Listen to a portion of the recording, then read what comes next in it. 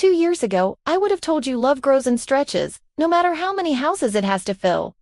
Hello, I'm Maya. I am the second wife in a plural marriage. I live in a yellow house on Maple, while Ruth, the first wife, she lives 3 minutes away. Messy, sure, but we made it work until David's heart gave out in our garage on a random Tuesday. This is the story of how I lost David twice. First to death, then to memory. And how I almost lost my kids before I found my voice. Section 1, the backstory. David and Ruth were 19 and 20, married in the same little church where they learned their ABCs. 3 kids later, Ruth told him, "We either do this God's way or we're done." God's way meant plural marriage. 6 years after that ultimatum, David met me at a town picnic. I was 25, fresh out of grad school, and stupid enough to think a man quoting scripture over a potato salad was charming without asking the necessary follow-up questions. The proposal came with Ruth's supposed blessing. We met at Denny's, the kids coloring dinosaurs on the kids' menus, while Ruth spun her straw in slow, tight circles. "We're sisters now," she said. I believed her. Section 2, life on 2 tracks. David split nights, Mondays and Thursdays with me, the rest with Ruth. Separate bank accounts, 2 mortgages, 1 guilt-ridden man sprinting between soccer practices, birthdays doubled, holidays split. Ruth kept a color-coded calendar on her fridge. 1 read late and the caps lock texts flooded in. But when David stayed, he'd pull me close and whisper, "We're writing a new story." I wanted the next chapter to be beautiful, so I kept turning pages. Section 3, the death. David bent over to fix our daughter's bike chain and never stood back up. By the time I reached the hospital, they'd already called Ruth. She was still next of kin on the forms. She signed the paperwork, picked the hymns, stood front row at the casket. I hovered 3 steps behind, clutching a 5-year-old sweaty hand, wondering if grief had a pecking order. The will was read a week later. House savings, $401K, all dropped into a family trust with Ruth as trustee. I got a monthly allowance for the kids' necessities. I sat there thinking, he trusted us to keep co-parenting. He trusted wrong. Section 4, the first theft. 2 weeks after the funeral, Ruth swapped the locks on David's workshop, boxed up his flannel shirts, slid photos of my kids out of the funeral slideshow.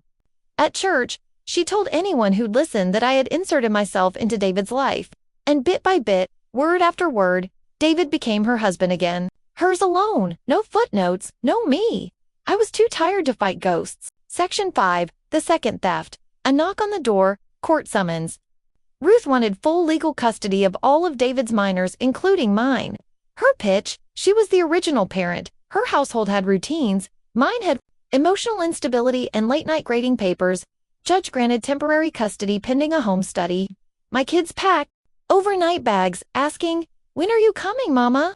I couldn't form words. I just kissed their foreheads and prayed they'd feel it all the way down the road. Section 6, the fight. I borrowed from my sister, hired a family law attorney who didn't flinch at the word polygamy, and started logging every blocked call, missed visitation, bedtime story I wasn't allowed to read. Ruth ghosted my number. I signed up for therapy, parenting classes, anything that looked good on paper. Then the email chain surfaced David and Ruth, 6 months before he died. She threatened to leave and take the children, all the children, unless he revised the trust in her favor. He never finished it. Motive, typed in black and white. Section 7, the courtroom. Final hearing felt like the county fair church. Friends, neighbors, my students, parents, packed the benches. Ruth wore white, David's favorite, holding an album like armor. I cried through my testimony.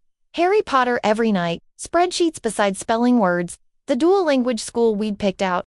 My voice shook, but I kept going. When the emails were read aloud, Ruth's mask slipped, just loud enough for the first row. He was coming back to me. Judge called recess. I sat in the hallway, breathing in stale coffee and hope. Section 8, the verdict. The judge came back, face unreadable. He talked psychological reports, kids' wishes, Ruth's admitted pressure. Then, custody is hereby granted to the children's biological mother, Maya. I couldn't stand. I just folded in half and cried on the polished floor. The bailiff handed me the folder like it might break. Outside, the kids sprinted across the lawn yelling my name. I dropped to my knees and caught them midair. If you've ever watched the system shrug while your heart split open, hit subscribe. We're building a corner of the internet that fights back. Section 9, aftermath and healing. Transition wasn't magic. I felt night terrors, guilt, and that Ruth would appeal. But we built new rituals. Dinosaur-shaped pancakes on Sunday, library cards with our own key. A living room wall of photos of David smiling between both of his wives, because kids deserve the uncropped truth. Ruth appealed once, lost, and moved 3 states away. We swap polite texts now, discussed about shoe sizes and even exchanged school pictures. Every ping reminding me peace is a daily decision. And that's all I got. Thank you so much for listening. Let's make some noise for strong women who love their kids fiercely. And if you want more stories like this, check out the playlist. Until next time, I'll see you on Wednesday.